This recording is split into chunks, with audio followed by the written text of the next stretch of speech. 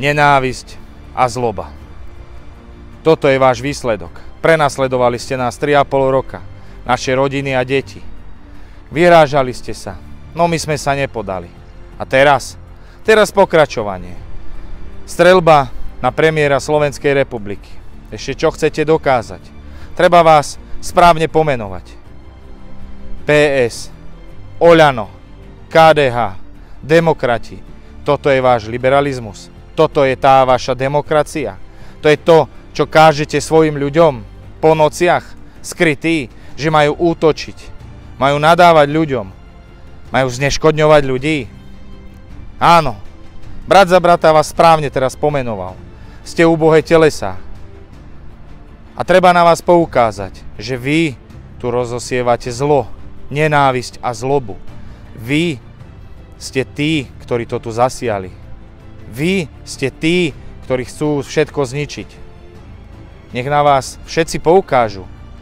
Ako keď sme boli v škole a niečo zle sme spravili, išli sme do kúta. Boli sme teda poslaní do kúta. Vás treba odložiť do toho kúta, aby ste už nemali nič spoločné so slovenskou zemou, so slovenským národom. Lebo vy ani neviete si vážiť ľudský život. Dnes ste to patrične aj ukázali. To, že niekto má iný názor a strieľať po ňom.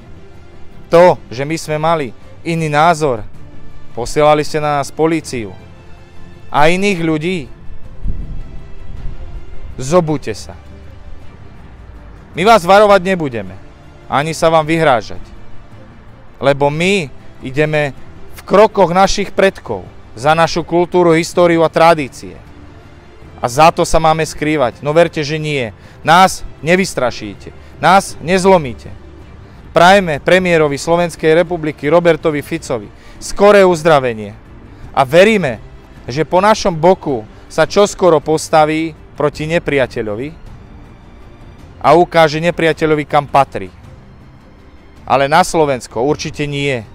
Lebo vy, liberáli, akože pseudokresťania, čo ste to len zneužili v svojom názve, vy už nemáte nič spoločné so Slovenskom, ani s kultúrou, ani s tradíciami. Vy nemáte žiadne hodnoty. A toto nie je útok ani vyhrážka. Toto sú slová našej rodiny brat za brata. Že už ste ukázali, ako dokážete ničiť a šíriť nenávisť. A takíto ľudia tu nemajú čo hľadať. Takže ešte raz premiérovi prajeme skoré uzdravenie a veríme, že po našom spoločnom boku sa čoskoro ukážeme zdraví, silnejší a odhodlanejší.